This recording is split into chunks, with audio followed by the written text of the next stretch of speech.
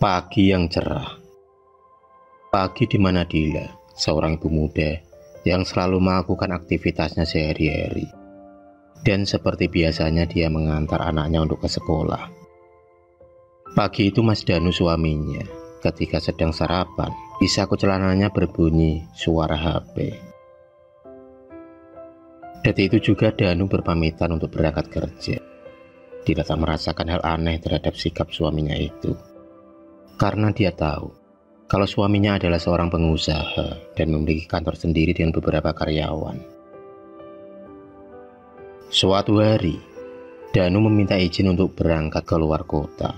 Ada urusan bisnis yang harus diselesaikannya.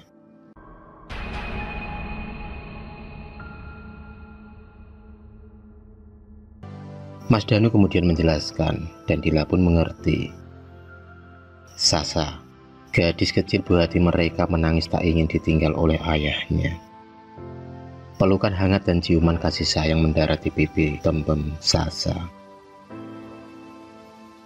Sekali lagi Sasa luluh dengan tutur kata ayahnya yang selalu memanjakannya. 1 minggu pun berlalu, dan kemudian pulang dengan koper yang berukuran lumayan besar.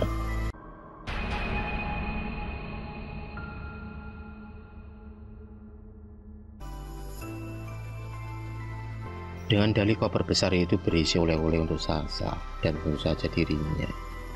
Dila begitu senang. Sudah lama sekali Danu tak memberinya hadiah.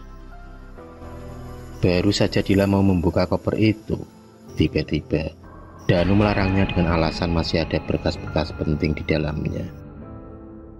Dan seperti biasanya, Dila pun hanya mengangguk dan menuruti kata suaminya. Danu kemudian pergi dengan cepat meninggalkan istrinya yang masih sibuk di dapur. 2 hari pun berlalu, Danu belum juga memberikan oleh-olehnya untuk Sasa dan Dila. Bahkan istrinya tak tahu di mana Danu menyimpan koper besar itu. Malam pun tiba. Malam itu, Dila dan Sasa hanya tinggal berdua. Suaminya belum pulang, meski jam sudah menunjukkan pukul 1 malam. Tiba-tiba bulu kuduk Dila merinding.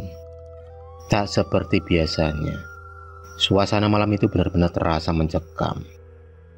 Dila kemudian mendengar suara tangisan seorang wanita. Semakin lama suara itu semakin keras. Tak hanya itu, dia melihat ada sekelebat cahaya putih dari luar jendela kamar. Dila kemudian mendekap Sasa yang sudah tertidur pulas. Dia mencoba memejamkan mata, berharap pagi segera tiba. Tapi sialnya mata tak mau dipejamkan, hingga dia memilih menunggu suaminya sambil nonton TV. Dila kemudian menyalakan lampu ruang tengah. Tiba-tiba, jantung Dila seakan mau copot setelah melihat wanita berbaju putih yang penuh dengan darah. Dila mengusap kedua matanya untuk memastikan apa yang dilihatnya itu benar-benar nyata. Sosok wanita berwajah pucat itu masih duduk termenung dengan kesedihan yang mendalam. Tapi Dila tiba-tiba pingsan ketika menyadari sosok yang mirip hantu itu benar-benar nyata. Dan ketika sadar, Dila sudah tertidur di atas ranjang kamarnya. Di sampingnya sudah ada Danu dengan membawakan secangkir teh hangat. Dila kemudian menceritakan semua kejadian yang dialaminya semalam. Dan tentu saja Danu tak mempercayai cerita dari istrinya itu. Danu kemudian berpamitan kerja dengan wajah yang cemas.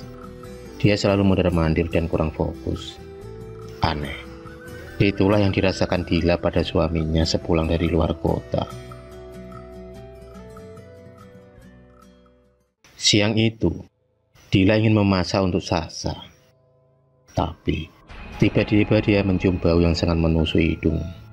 Tepatnya seperti bau bangkai. Entah dari mana sumbernya, tapi yang pasti bau busuk itu membuatnya tak nyaman. Dila akhirnya mencari dari sudut demi sudut rumah. Tapi tetap saja tak ada bangkai tikus atau lainnya. Rasa penasarannya semakin menjadi-jadi, seperti ada yang menariknya. Entah siapa itu, yang pasti Dila merasakan sentuhan tangan yang begitu dingin. Akhirnya sampailah Dila di depan pintu gudang yang berada di luar rumah. Dan benar saja, bau busuk itu semakin tercium hebat. Dia kemudian membuka pintu dan masuk. Ruangan yang begitu gelap dan pengap, karena memang dia sendiri jarang masuk ke dalam gudang. Dila menelusuri sudut demi sudut, dan akhirnya matanya tertuju pada sebuah koper milik Danu sewaktu pulang dari luar kota.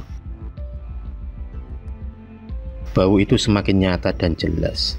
Dia mencoba membuka koper dengan menggunakan martil. Setelah hampir 1 jam lamanya, akhirnya koper itu bisa dibuka. Baru saja koper itu terbuka, bau busuk semakin menyeruak. Rasa mual tak tertahankan lagi. Tapi Dila mencoba tetap membuka. Dan apa yang dilihatnya benar-benar kaget. Ternyata di dalam koper itu terdapat mayat seorang wanita dengan tubuh yang penuh luka. Dila tak kuasa melihat apa yang ada di dalam koper tersebut. Dila tergeletak lemas dan akhirnya pingsan. Di alam bawah sadarnya itu, Dila melihat semua kejadian di mana Danu sedang berduaan bersama wanita lain di Bandung.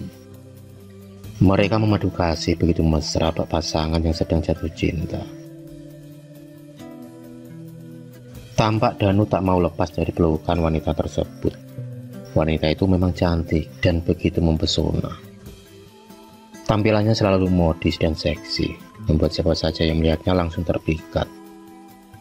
Wanita berambut sebau itu selalu bergelayut manja pada Danu. Begitu juga Danu, dia selalu menuruti permintaan wanita simpanannya itu. Tak hanya perhiasan, tas-tas bermerek dan mahal juga diberikan dengan mudahnya oleh Danu. Dan Danu rela menggelontorkan barang-barang mewah itu untuk wanita yang bukan muhrimnya itu. Dan mungkin Dila yang tak pernah diberikan oleh perhiasan. Sepatu dengan harga murah saja dia tak pernah dibelikan. Tiba-tiba, di bawah alam sadarnya Dila melihat 2 insan yang sedang di mabuk asmara itu bertengkar hebat. Dan ternyata dapat diketahui bahwa wanita simpanan itu hamil dan menurut Danu bertanggung jawab. Tapi ternyata Danu adalah laki-laki pengecut. Dia malah tega melukai wanita tersebut. Entah setan apa yang bersemayam di tubuhnya. Perlakuan kasar Danu membuat wanita itu meregang nyawa. Saking panik dan takut, jasad wanita itu lalu dimasukkan ke dalam koper. Setelah melihat kejadian itu, Dila tersadar dari pingsannya.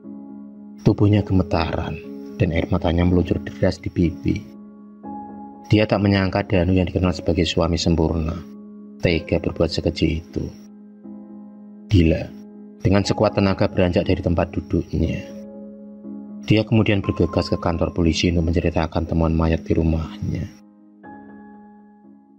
Selang beberapa jam kemudian Danu ditangkap dan dijebloskan ke penjara. Dia terbukti sudah melakukan penganiayaan hingga nyawa melayang. Danu sendiri terkena pasal pembunuhan dan harus mendekam di balik bui selama 20 tahun. Dan yang lebih parahnya lagi, Dila menggugat cerai Danu karena dia tak ingin mempunyai suami seorang pembunuh. Dan demi mental anaknya, Dila pindah rumah. Semoga keputusan Dila itu benar. Sudah sepantasnya wanita harus kuat dan mendapatkan kebahagiaan.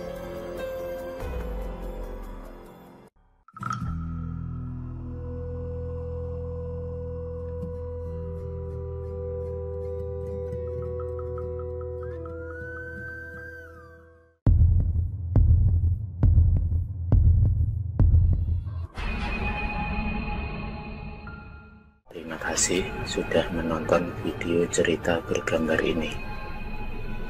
Klik subscribe untuk terus berlangganan video-video cerita bergambar selanjutnya. Semangat berkarya.